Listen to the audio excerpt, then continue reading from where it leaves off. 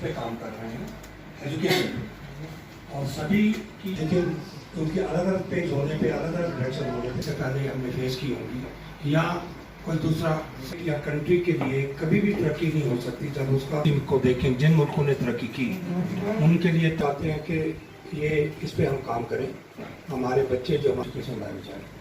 तो उसके लिए गवर्नमेंट से भी हम, लेकिन शायद हम गवर्नमेंट को नहीं समझा पाए कि ये जो आपने आर्डर निकाले हैं जेन्युइन है।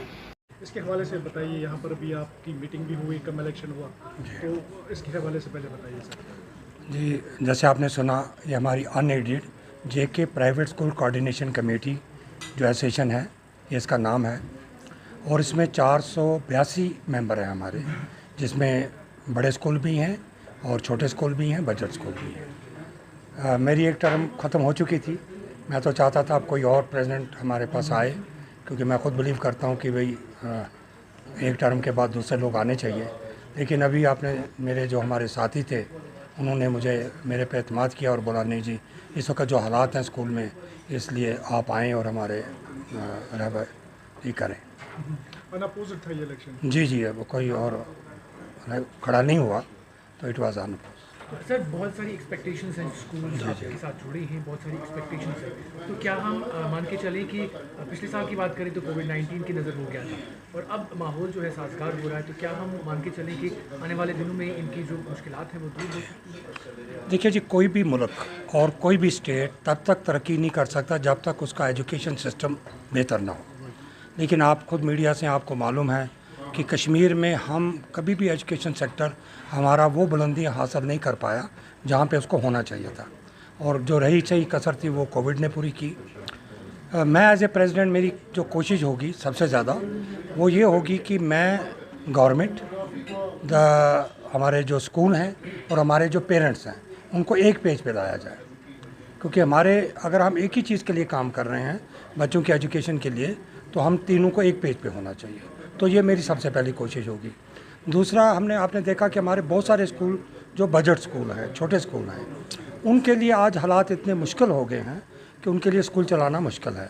तो उसके लिए मेरा कोशिश होगी कि गवर्नमेंट से हम जाके उनके लिए करें कि देखिए एनओसीज़ लेनी है, लेकिन ये नहीं हो सकता कि आप एक बहुत बड़े स्कूल को भी वही पैरामीटर लगा दें जो एक छोटे स्कूल के लिए हों।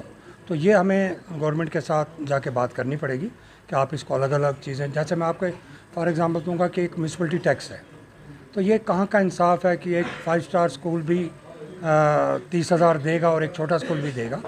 अगर बड़े स्कूल से आप ज़्यादा ले लें, हम नहीं कहते गवर्नमेंट को वो अपना रेवेन्यू कम करे, लेकिन छोटे स्कूल को कम ले लें। इसी तरीके से जो एनओसीज़ हैं उनको भी हम चाहेंगे ईज़ करना।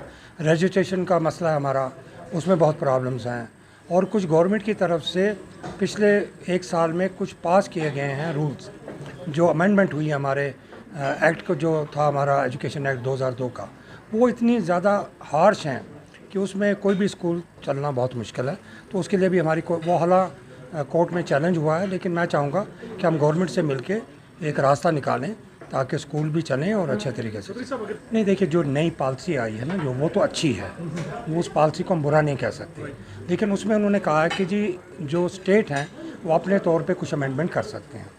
तो उसमें कुछ, मैंने जैसे कहा कि हमारी एक्ट में अमेंडमेंट हो गई है।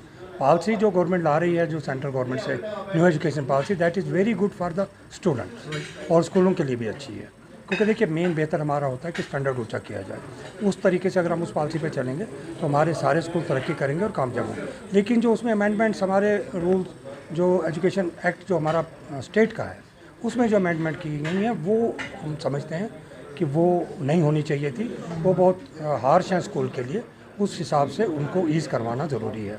एनओसी को ईज़ करवाना है, रजिस्ट्रेशन को। अभी देखिए, आप देखिए कि लोगों ने अपनी फाइल्स भरी हैं रजिस्ट्रेशन के लिए बोर्ड में, 2-2 साल हो गए हैं, उस पर फाइल पे कोई काम नहीं हो रहा है, और 2 साल के लिए हमारी एनओसीज़ होती हैं, तो तीसरे साल में जाके फिर उसको नया प्रोसेस करना है एनओसीज़ को लेने का।